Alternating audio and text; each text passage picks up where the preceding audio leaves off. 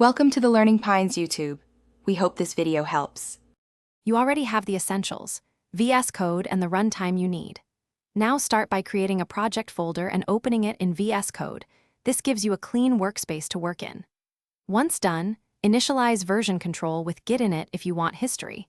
Make sure to create a gitignore for node modules or virtualenv folders. You'll save time later by setting workspace settings now, such as formatter and tab size, so files stay consistent. Next, configure the project structure and dependencies. Open the integrated terminal and run npm init for JavaScript or set up a virtual environment for Python. This creates the manifest that tools use. Once your manifest exists, install packages with npm install or pip install and save them to the manifest.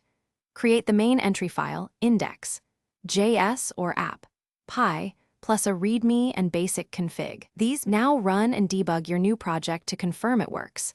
Use the run and debug pane and create a launch.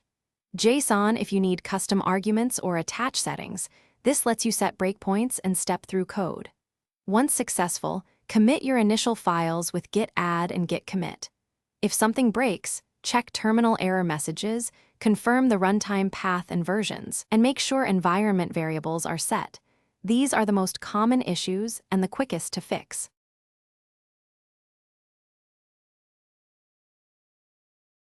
Thanks for watching. Consider subscribing if we helped you.